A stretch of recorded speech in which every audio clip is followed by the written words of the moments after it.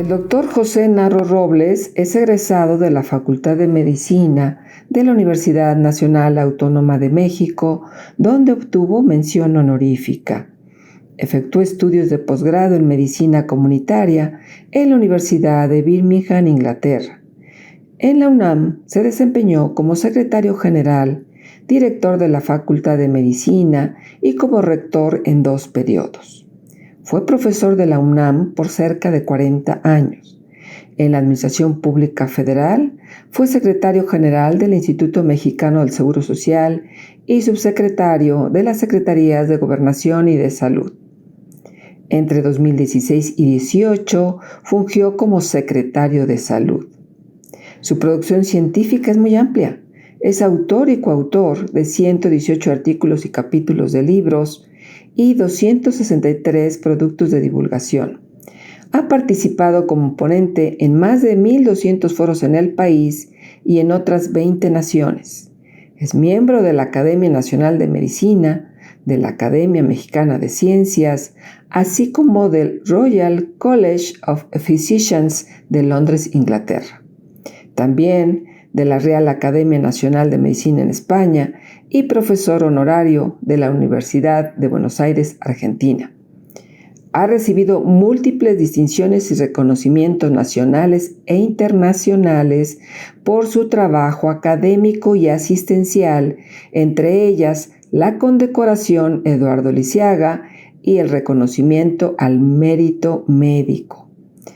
21 doctorados honoris causa, entre ellos 6 de universidades del extranjero: Salamanca, España; Birmingham, Inglaterra; La Habana, Cuba; la Universidad Ricardo Palma de Perú; la Universidad de Santiago de Chile y la Universidad de Arizona en Estados Unidos.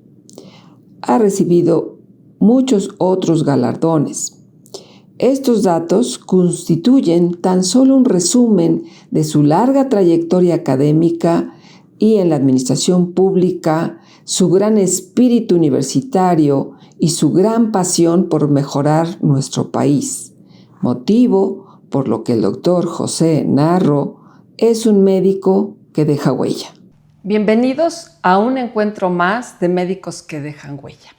Este es un espacio para conocer y reconocer a médicos que por su trayectoria, trabajo, pasión y sobre todo visión han ido haciendo aportaciones que han construido la medicina mexicana contemporánea. Y el día de hoy realmente para mí es un privilegio y un honor que nos acompañe el doctor José Narro Robles. Doctor, muchas gracias por su confianza. Al contrario, me da muchísimo gusto, Lilia, recibirle a usted y a su equipo. Pues mire, doctor, realmente a través de los años hay nuevas generaciones de médicos y la importancia de estas entrevistas es que conozcan mucho a las personalidades que, como comenté hace un momento, han ido construyendo la medicina mexicana contemporánea. Y definitivamente usted ha tenido una influencia muy importante por su paso en 2 áreas muy capitales para el país, que es educación y salud. Pero empecemos desde el principio. ¿Qué fue lo que lo motivó para estudiar medicina? ¿Quién le inspiró? ¿Qué momento? ¿Qué personaje? Para que usted decidiera ser médico. Pues yo debo decir, y es una oportunidad una vez más, para reconocer la influencia que yo recibí en mi casa.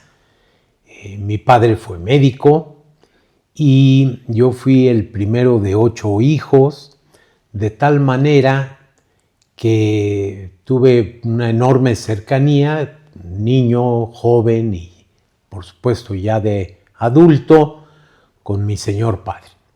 Un médico que estudió en la entonces Escuela Nacional de Medicina de la Universidad Nacional Autónoma de México, y un médico que se dedicaba a sus pacientes, a las personas. Él estudió a finales de los años 40 y principios de los años 50. Yo nací en 1948.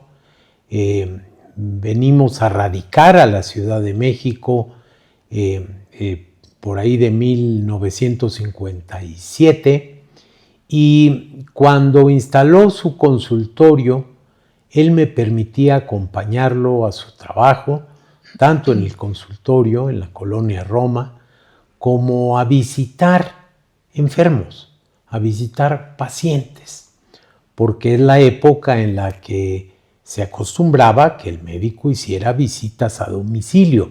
Hoy esto es extraordinariamente raro, infrecuente. Entonces no, era parte de la manera de organizar el trabajo, el consultorio y las visitas.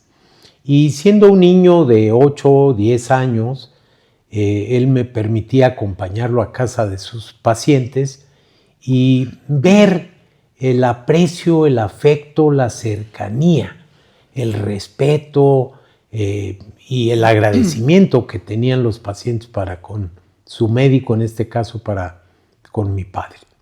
Y me di cuenta de lo importante que era esa profesión, la que tenía mi papá, lo importante que era mantener una relación médico-paciente, lo fascinante de ayudar a la gente, de poder contribuir para que recuperaran o fomentaran su salud. Y bueno, pues ahí empezó un gusanito. Siempre me gustó el estudio, no es por nada, pero no fui mal estudiante, al contrario, creo que fui un buen estudiante, y me empecé a dar cuenta que muchas de las materias del área ya en la secundaria y en la preparatoria, del área químico-biológica, me atraían. La biología, por supuesto, la química, sin lugar a dudas, pero muchas otras también. Lo mismo la física que la historia, la geografía, que la literatura. Entonces, eso seguramente influyó de manera muy, muy importante al reconocer yo una profesión, y eso me llevó, Lilia, a decidir estudiar medicina. Doctor, acaba de tocar un punto que todos los que somos médicos, en esencia nos dicen, la relación médico-paciente, la cercanía con nuestros pacientes. Sin embargo, también acaba de comentar que eso ya es muy infrecuente ahora, pues por el volumen, la demanda, las condiciones, la tecnología. ¿Es posible tener esa cercanía con los pacientes, con todas estas cosas y factores diferentes que tiene el médico actual? ¿Es posible? Sí, sí es posible, y yo diría es indispensable. La relación médico-paciente es no solo ese vínculo que se establece, sino los efectos que tiene. Ganarse la confianza de la persona enferma, tener la autoridad moral para poder recomendar, porque un médico determina qué come, qué hace, qué trabaja, cómo lo hace una persona para poder salir adelante cuando tiene un episodio de enfermedad. De tal manera que es indispensable. Tiene no solo para la elaboración del diagnóstico, pero también para la eficacia de una terapéutica que establecerse una relación. Y yo entiendo los temas, asuntos administrativos, el trabajo en las instituciones públicas, la carga de trabajo que se genera y se presenta en la vida cotidiana del médico, pero es absolutamente indispensable que exista ese encuentro que se da entre una persona que requiere ayuda, el paciente, y un profesional que puede ayudar para que se recupere la salud. Doctor, pero también acaba de tocar un punto, me parece también capital, servicio, vocación de servicio. A lo largo de los años esto se ha ido transformando, cada vez los médicos tienen o tenemos mayor vocación de servicio, o se ha diluido entre tantas condiciones que vive el médico actual. Yo voy a dar mi experiencia como profesor, que fui profesor en la Facultad de Medicina, en la Universidad Nacional Autónoma de México por más de 40 años, y fui muy afortunado en poder dar clases en el pregrado y en el posgrado, pero particularmente en la licenciatura y en primer año. Y yo me acuerdo que siempre comentaba con mis estudiantes, con los alumnos, por qué habían escogido medicina. Y la gran mayoría, hasta el último curso que di en primer año, decían por el interés de prestar un servicio. Creo que después se pueden descomponer las cosas. La tecnología aleja, sin duda alguna. Se vuelve uno dependiente de esa tecnología, de las imágenes médicas, de los exámenes de laboratorio, de otros auxiliares de diagnóstico. Pero en todas las acciones debe estar ese compromiso de servir, de ayudar, de contribuir a recuperar algo que es indispensable, la salud. Yo soy uno de los muchos que repiten con enorme frecuencia que la salud no es todo, pero que sin salud no hay nada de lo importante en la vida. Así es. Y bueno, ahora comentaba que pues de alguna manera muy importante su papá orientó su vocación por lo que usted vio, por la cercanía con los pacientes. Pero ¿qué otra cosa aprendió de su papá o de su mamá? ¿Qué es algo que tiene presente hasta este momento? Pues imagínese, Lilia, una familia de padre, madre y 8 hijos. Era una fiesta diaria, pues. Era un intercambio de conocimientos, de vivencias, de problemas, de asuntos, de temas que compartíamos. Fuimos una familia afortunadamente muy unida y, por supuesto, mi madre, como en todas las familias mexicanas y más aquellas de los años 50 y 60, tenía un rol extraordinariamente importante. Educar, transmitir valores, formar con una conciencia cívica, contribuir a formar ciudadanía, era parte y debe ser parte de la estructura familiar, de la educación en la familia. Ahí en la familia empiezan muchas cosas. Ahí empieza la salud, lo que uno come o deja de comer, lo que uno hace, bebe o deja de hacer, va a tener una influencia muy importante en la salud. Y por supuesto, lo que se aprende, los valores, los principios que se mantienen en una familia, ayudan a formar no solo la personalidad del individuo, sino también esa conducta y ese código ético que debe guiarnos en nuestro desarrollo comunitario, en nuestro desarrollo personal incluso. Bueno, pues es que ratificamos que la mujer juega un rol muy importante en la sociedad. Fundamental. Sí, por supuesto que el padre nos enseña muchas cosas, pero la madre tiene esa situación tan particular para los que somos hijos y que, como usted bien dice, forma ciudadanos, forma seres humanos. Y bueno, pues con esos principios que usted obtuvo de sus padres, con una combinación de cualidades muy importantes, pues no fue usted un estudiante bueno, sino un estudiante sobresaliente. Pero finalmente alcanza una posición muy importante dentro de la universidad, que es rector de la Universidad Nacional Autónoma de México. Seguramente tuvo y sigue teniendo muchas satisfacciones, pero también tuvo retos. ¿Qué retos?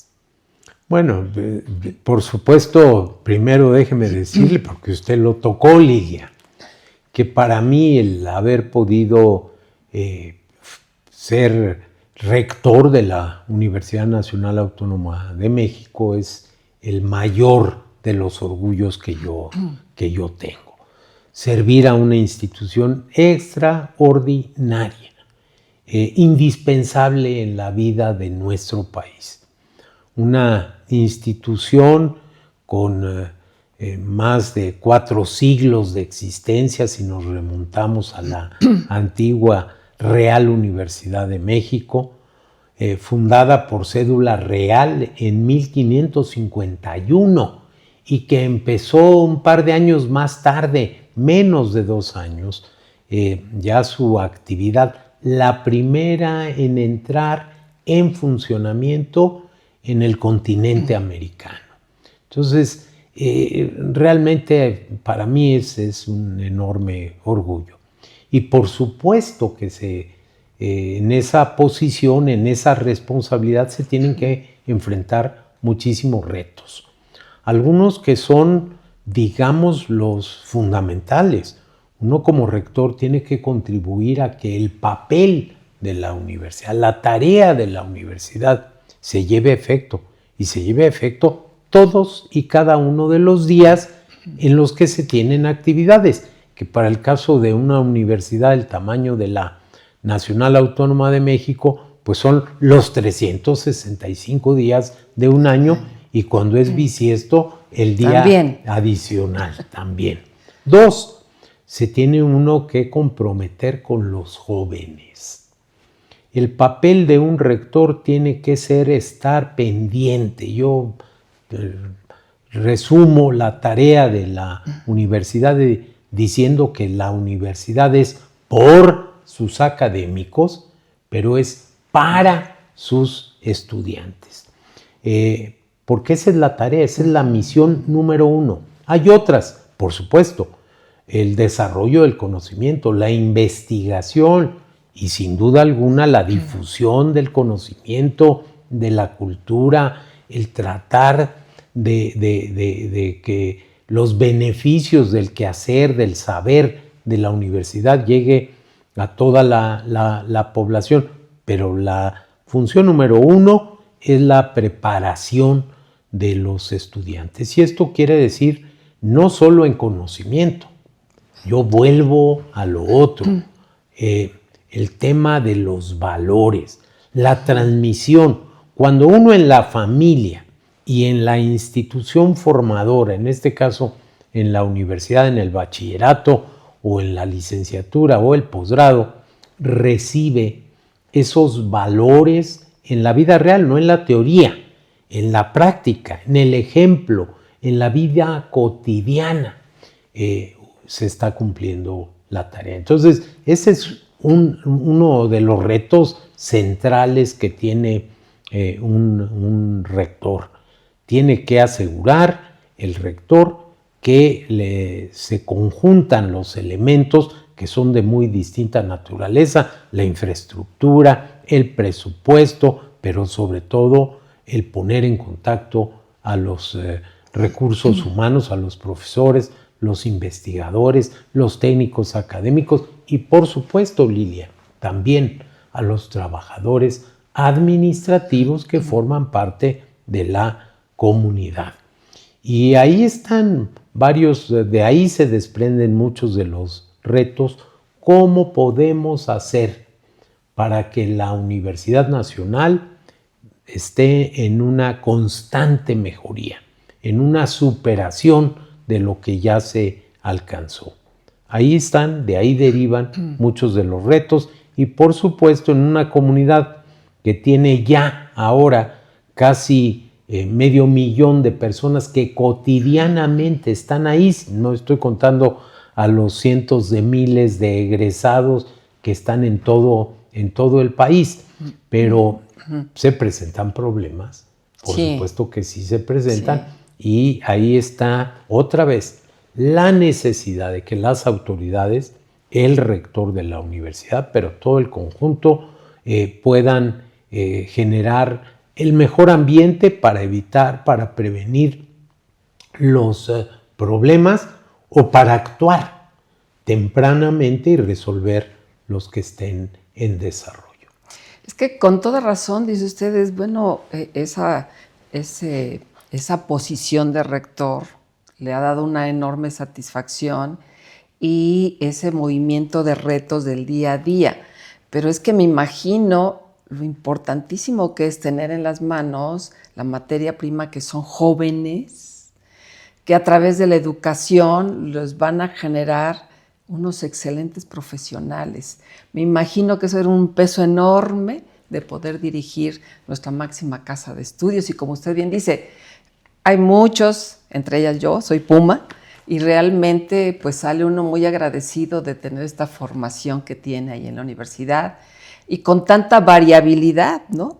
De jóvenes, de profesores, de problemas, de aspectos sindicales, de aspectos financieros, pero que finalmente cuando hay esa pasión por lograr ese propósito, se logra.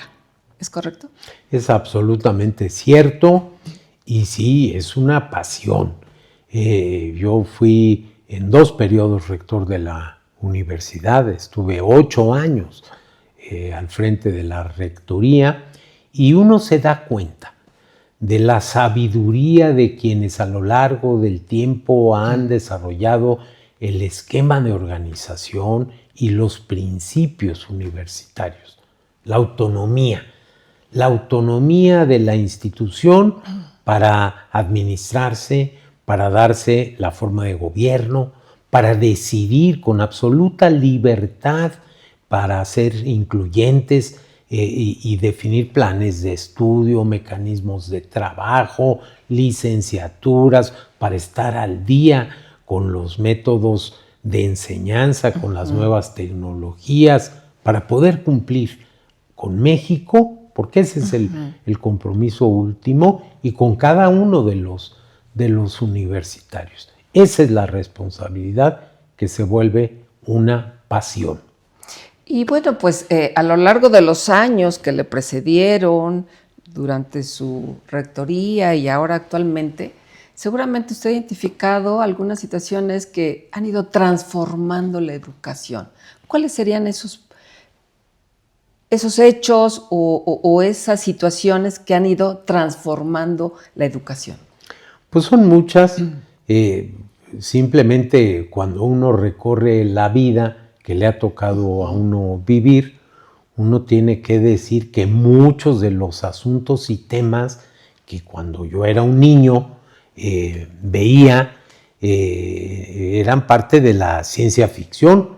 El comunicarse, por ejemplo, el estar en contacto cotidiano, sistemático, en tiempo real, con las partes más distantes, el asomarse al espacio, al universo, el tener la posibilidad de hacer un viaje por el cuerpo humano que todos los días pasa hoy en un hospital con mediana tecnología, pero que uno puede con todos los desarrollos que se han tenido, estar viendo el funcionamiento del corazón, el funcionamiento del cerebro, puede estar uno inmerso en el cuerpo humano. Hay mucha tecnología, hay muchas maneras, pero aquí sigue otra vez y en paralelo con aquella relación médico-paciente de la que hablamos, hay una relación fundamental entre los estudiantes, los alumnos y sus profesores. Ahí está algo que ha sido un denominador común y en donde uno y cada uno de nosotros, yo tengo mis ejemplos notabilísimos de profesores que influyeron en la formación, en este caso mía, que me enseñaron en el aula, pero no solo en el aula, que me enseñaron en un auditorio, en un pasillo, en una conversación, en una conferencia, que me dieron la oportunidad de reflexionar, de aprender y de tratar, por lo menos tratar de imitar.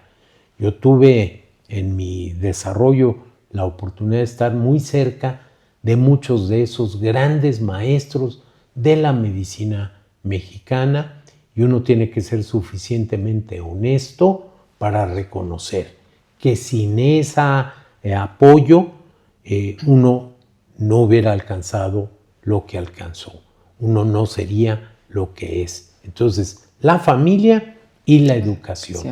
Y en la educación, bueno, ha habido muchos cambios, pero hay cosas que se han logrado mantener afortunadamente. Y toca usted el tema de la tecnología, que actualmente en las nuevas generaciones pues, es el común denominador. Prácticamente los jóvenes ya consideran inviable su vida cotidiana sin la tecnología. ¿qué consejo le daría a los jóvenes médicos o profesionales en relación a este tema? A ver, Lilia, es tan cierto lo que usted me está diciendo que yo le puedo decir que no hace tanto tiempo, digamos hace 3 décadas y media, no era frecuente encontrar a alguien que tuviera un teléfono celular. La telefonía celular vino a transformar muchas cosas para empezar en la vida cotidiana. En 1990 en la universidad vivimos un momento muy importante, clave para el desarrollo de estas últimas décadas, que fue la organización de un congreso universitario para buscar la manera de reformar, de transformar a la institución. Y yo tengo muy presente que el secretario general de la universidad en ese momento, en el año de 1990, que era yo, mereciera que le tomaran una fotografía y saliera en primera plana en el periódico, porque usaba un aparato que pesaba no sé cuántos kilos, que era un celular, un teléfono celular y que le permitía a uno tener comunicación. Pues en el caso de la salud, yo puedo decirle que durante mi preparación, a mí no me tocó todavía vivir la época de las imágenes médicas, de la tomografía, de la resonancia magnética, del PET ciclotrón, que ahora hace cosas fantásticas y maravillosas. Es muy importante usarla correctamente.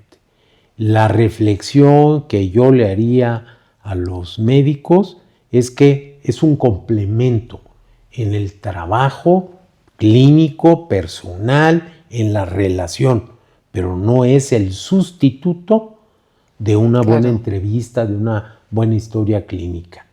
La tecnología hay que usarla, sí, sin duda, porque ahí está, para mejorar el diagnóstico, la capacidad diagnóstica, para ver, valorar la evolución de un paciente, el éxito o no de una terapéutica que se ha instituido, pero no es el sustituto de lo básico en la atención médica.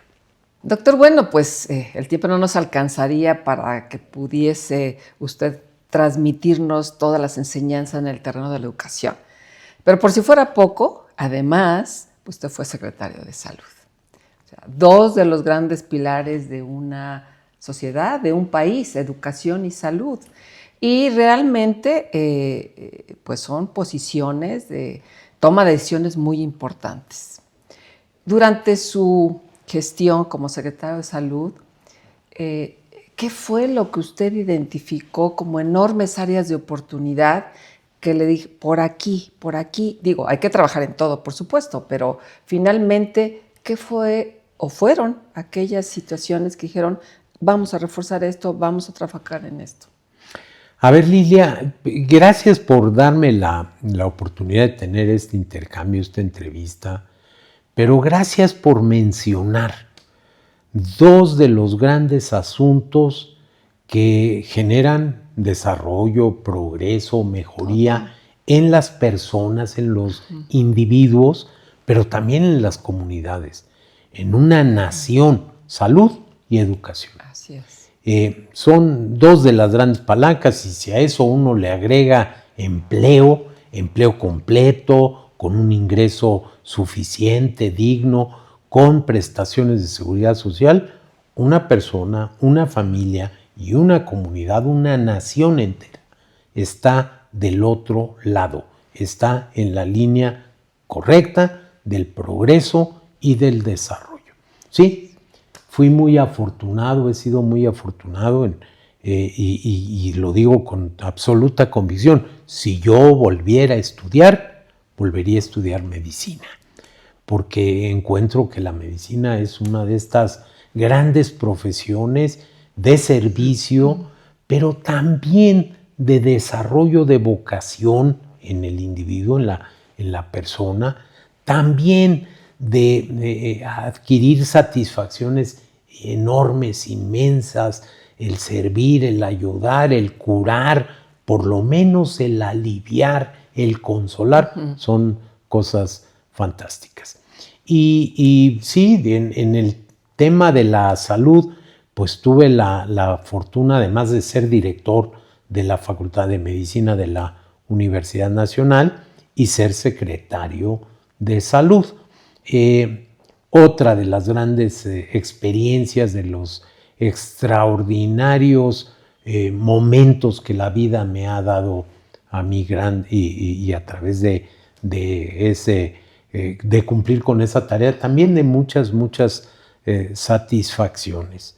Pensar no nada más en la salud de una persona o de una pequeña colectividad. Tener la responsabilidad de hacer todo lo que uno pueda hacer en favor de la salud de la sociedad mexicana, pues sí es un reto también extraordinariamente importante. Pensar en niñas, niños, en los programas de vacunación. Este país es grande, entre otras cosas, por las instituciones que tiene.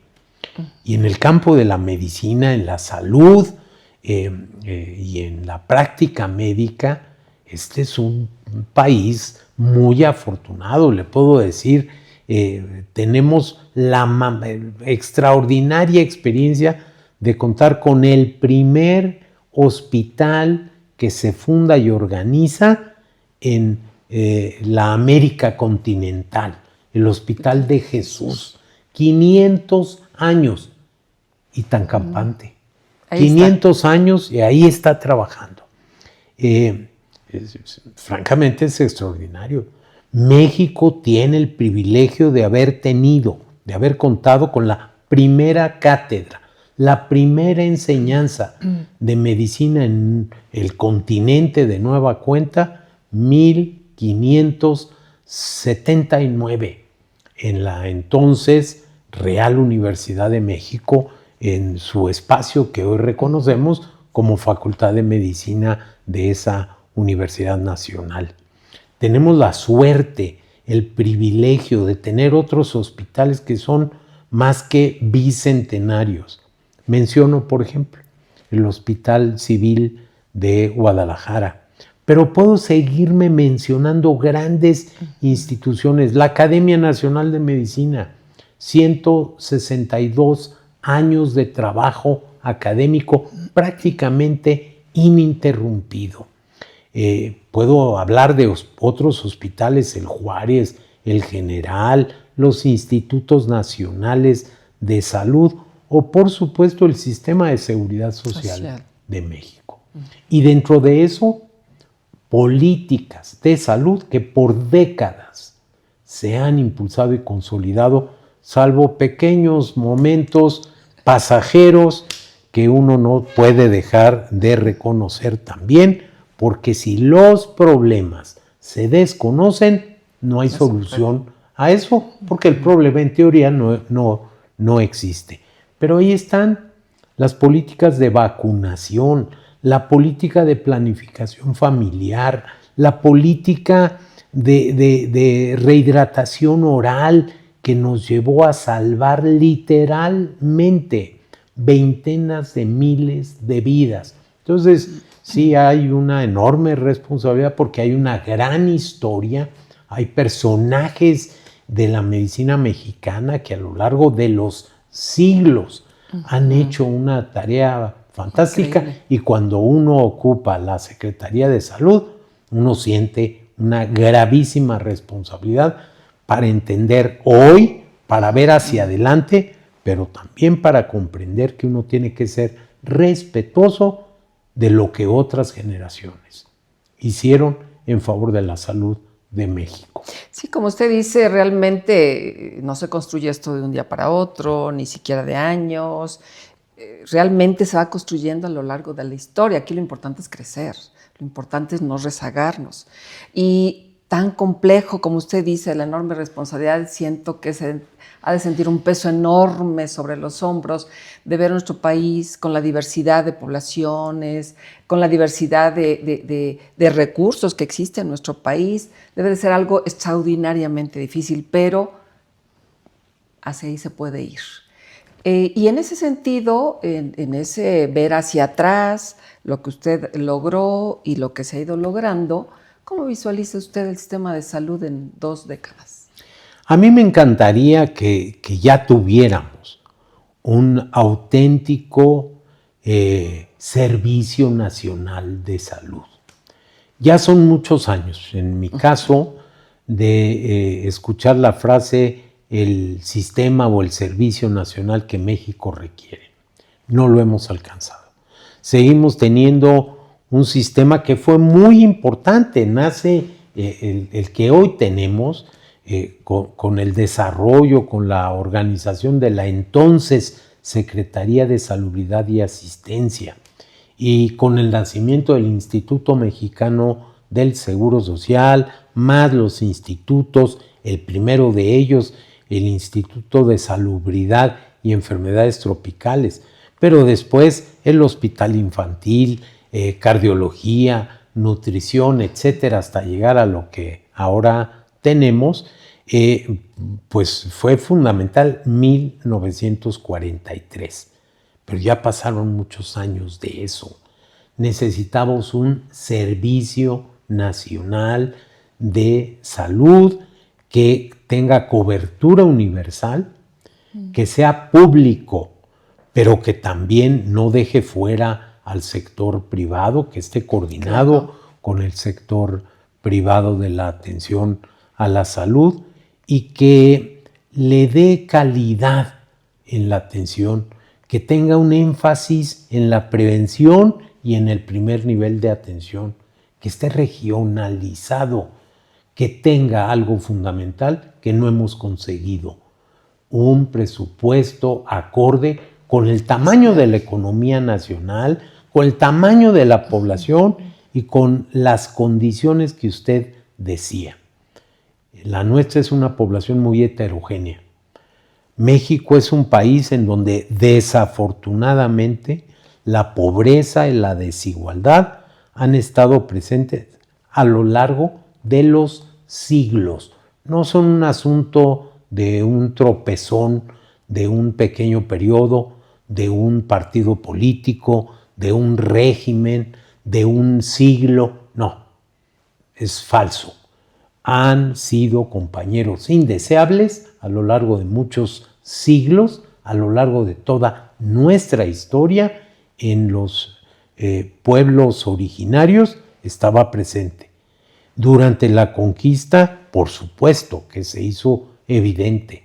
En la época del virreinato, en el siglo XIX, el pasado siglo, hoy en día.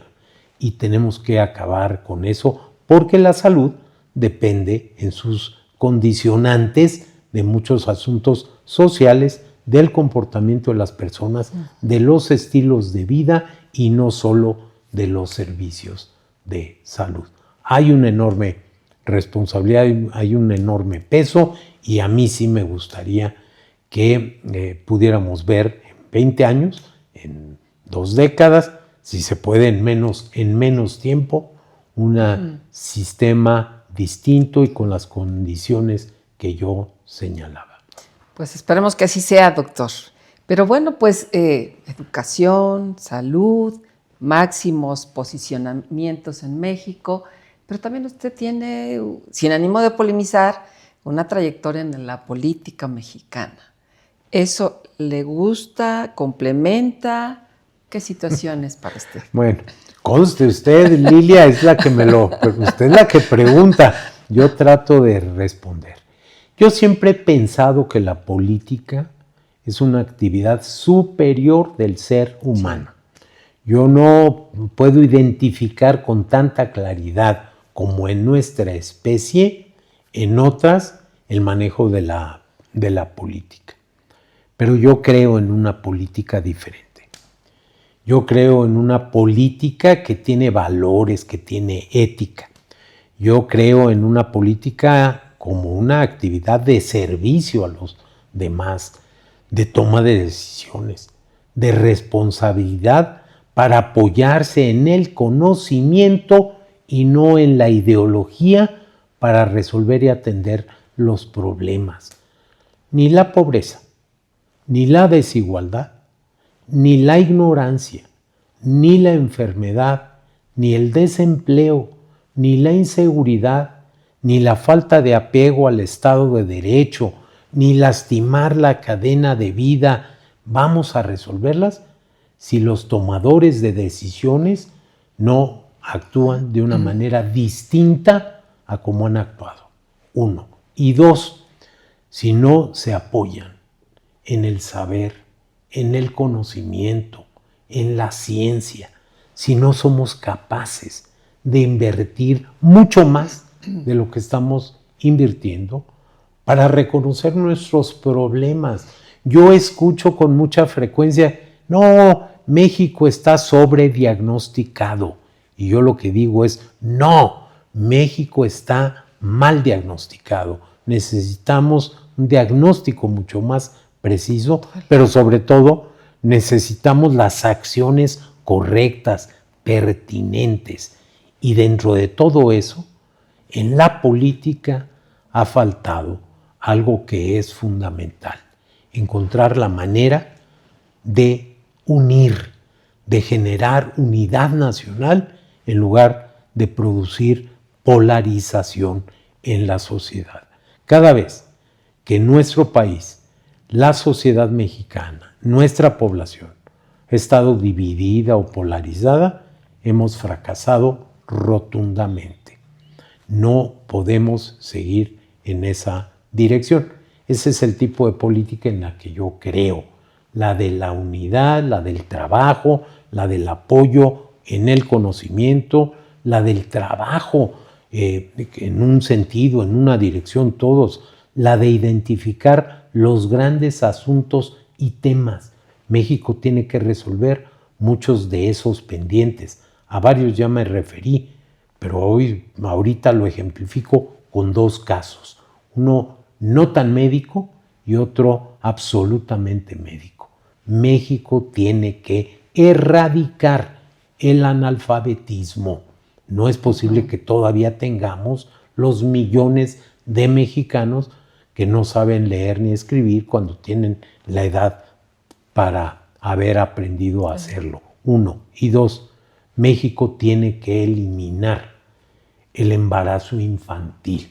Es una vergüenza que hoy en día tengamos todavía a niñas de 14, 13, 12, 11, 10 años que están dando a luz cada año. Es una vergüenza. Es algo inconcebible y realmente pues hay mucho por qué trabajar, ¿no? Y usted habla muy bien en relación a la política, que finalmente es la esencia de cuando nació la política con Aristóteles, era la función de servir y que, bueno, pues hay mucho que trabajar en ese tema. Pero bueno, después de platicar, aunque sea brevemente, en las áreas más sobresalientes que usted ha incursionado, pues además del profesional, está la persona. La persona que seguramente tiene muchos otros gustos que además de la educación y la medicina. ¿Qué es lo que a usted le apasiona? ¿Qué es lo que le apasiona al doctor José Narro fuera de esos temas? Sí, fíjese que ahorita que decía usted esto último, antes de entrar a la parte personal, me acordé de una frase de Virchow, un extraordinario personaje que decía que la política no es sino medicina a gran escala. Entonces, ahí se tocan la medicina y la política. En lo personal, pues soy una gente común y corriente. Soy una gente que tiene gustos, preferencias, que hay áreas que le interesan, que a mí me gusta mucho la lectura, me gusta mucho el deporte, me fascina la vida familiar, me encanta el trabajo, soy de las personas que tienen que trabajar, porque si no trabajan, por un lado, junto a las necesidades que se incrementan, las necesidades humanas más frecuentes, pero que también hay un tema de orden personal, una exigencia para eso. Pero uno puede encontrar en muchas áreas una enorme satisfacción. Creo en la amistad, creo en el amor, creo en la vida familiar, creo a estas alturas de mi vida que el encontrarme en casa con mi esposa, con mis hijos, con mis nietos, a mí me hace profundamente feliz. Bueno, pues es que la familia es el pilar de todo lo que hacemos. Siempre decimos, la familia es la parte que nos impulsa, que nos motiva, que nos da el motor que requerimos día a día. ¿Cómo considera usted su familia? ¿Cómo nos las puede dibujar? Pues somos de nueva cuenta una familia, como estoy seguro, tenemos muchas en nuestro país, en nuestra sociedad, una familia unida, articulada, una familia que comparte principios, valores esenciales, en donde la honestidad, el manejo de la verdad, la lealtad, la institucionalidad, el trabajo, el compromiso con los demás, pues forma parte de eso. Tengo la fortuna de haber procreado con mi señora esposa 3 hijos. Lamentablemente uno de ellos falleció hace poco más de un año. Tengo 5 nietos y bueno, pues en ellos, en mi esposa, en mis hijos, en mis nietos, pero también en el resto de la familia ampliada, donde yo incluyo a los amigos de verdad, a los reales, a los cercanos en todo momento y en toda condición, que terminan siendo parte de la familia. ¿no? Y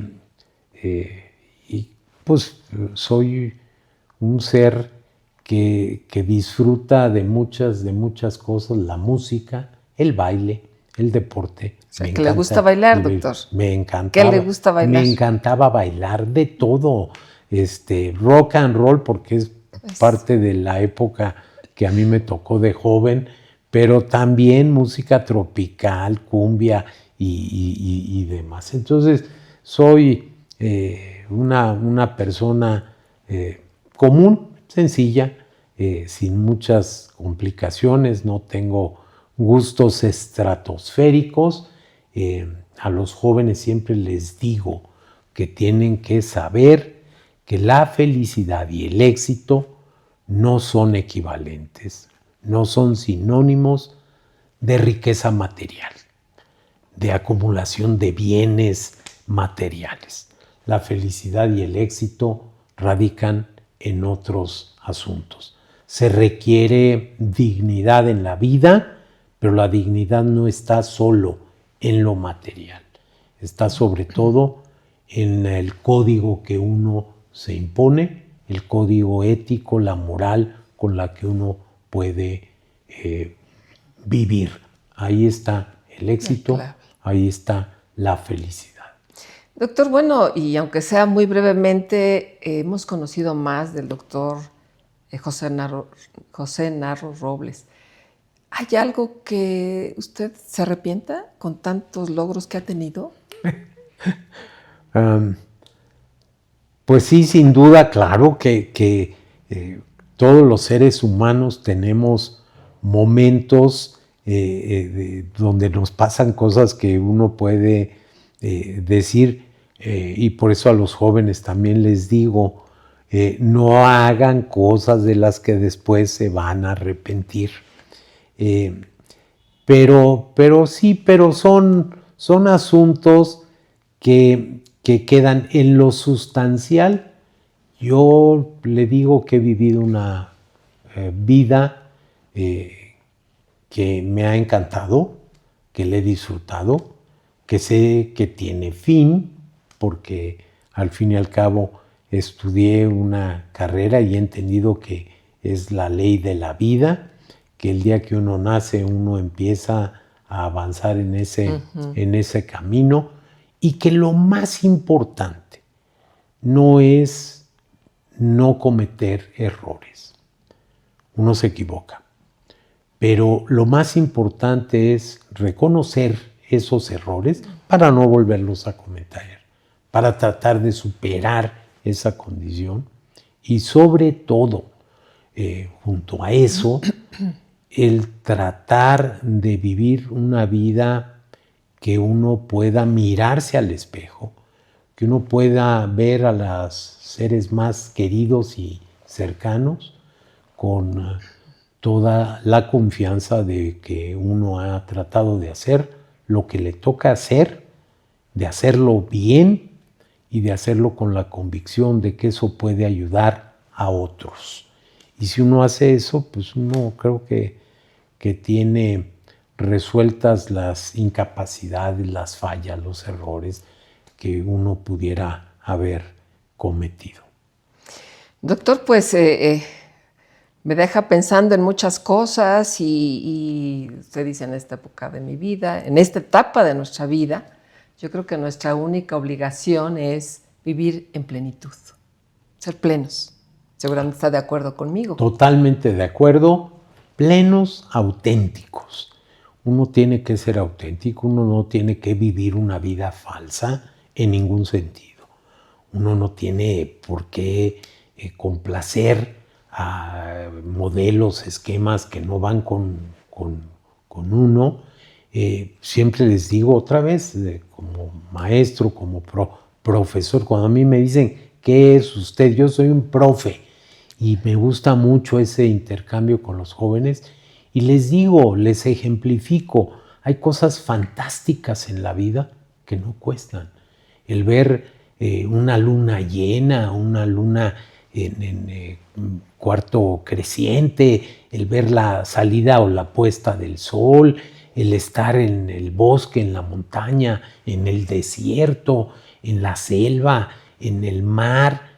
Uno encuentra muchas satisfacciones. El vivir momentos, a veces en la lluvia, a veces en el sol, a veces en el firmamento, viendo el firmamento, la luna, las estrellas, las nubes. Uno encuentra momentos extraordinariamente felices para uno, en compañía de alguien muy querido, muy cercano, o incluso a veces también dentro de esa soledad, de ese momento de reflexión muy personal que uno tiene que estar. La lectura, Lilia, nos ayuda mucho a vivir muchos de esos momentos. Quienes tienen la capacidad de escribir, de hacerlo maravillosamente, de transmitirnos, de hacernos ver y oír cuando uno está leyendo una página, pues a uno lo llevan, lo conducen a momentos extraordinarios. Y efectivamente, el tema de la vida es eso, vivir una vida plena, vivir una vida auténtica, y si uno puede y debe intentarlo, vivir una vida en donde uno deje algo para todos los demás, para empezar con los más cercanos, pero también a muchos otros que uno no conoce y que uno puede ayudar con las decisiones que uno va tomando en la vida. Doctor, bueno, pues es una vida llena de enseñanzas, de muchos hitos que usted ha logrado. ¿Le falta algo por hacer? Uf, estoy escribiendo y quiero avanzar en eso porque el tiempo se acaba. Y cuando uno llega a estas alturas de la vida, yo ya confesé que nací en 1948, en diciembre de 48, entonces estoy próximo a cumplir 77 años.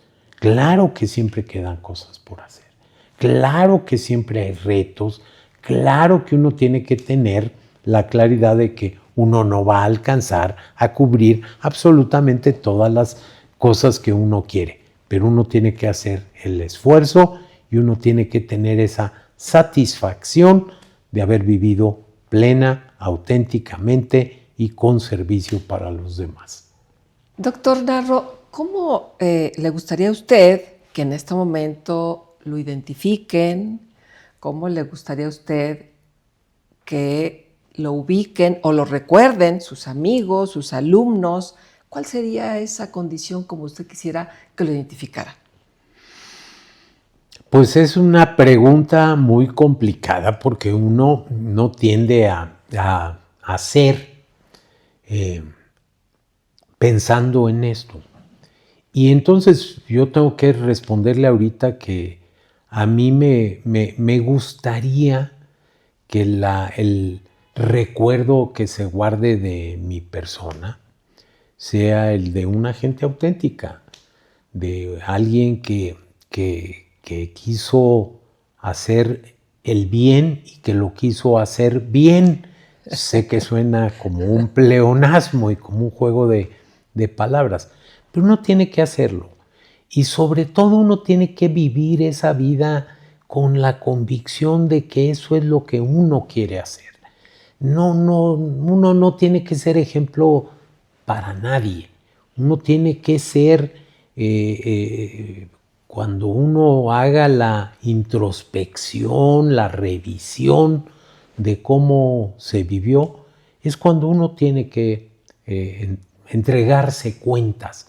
Pero también pues los demás tienen todo el derecho de juzgarlo a uno. A mí me gustaría que me recordaran de esa manera, pero seguramente habrá muchos que lo recuerden a uno de otra forma y están en toda su capacidad, en toda su libertad para hacerlo. Algunos que no lo conocen a uno y no tienen por qué conocerlo, otros que conociéndolo no guardan un buen recuerdo.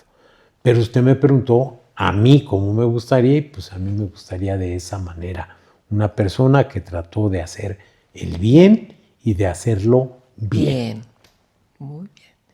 Pues realmente, como dije al principio de la charla, para mí es un privilegio y un honor que el doctor José Narro Robles haya tenido y depositado su confianza para hacer esta entrevista, pero sobre todo para que todos ustedes conozcamos a médicos con una enorme trayectoria y, como decía al principio, trabajo, perseverancia y pasión que han hecho lo que es actualmente la medicina mexicana. Doctor, le agradezco mucho su tiempo, su confianza. Al contrario, Lilia, muchas gracias a usted por la oportunidad que se me ha brindado y ojalá yo pudiera estar a la altura de lo que usted ha descrito al principio y ahorita al final. Alguien que haya podido hacer algo, de contribuir, de ayudar a que una profesión tan extraordinaria como la medicina pueda tener un pequeño, modesto aporte a esa condición, a esa situación. Al final uno tiene que decir, la vida ha sido generosa, la vida ha sido maravillosa y mi familia, la educación, las instituciones han sido los mecanismos y las formas y las entidades que me han permitido tratar de hacer eso. Gracias a usted por esta oportunidad. Pues muchas gracias nuevamente y seguramente todos ustedes están muy complacidos de escuchar a un médico que deja huella.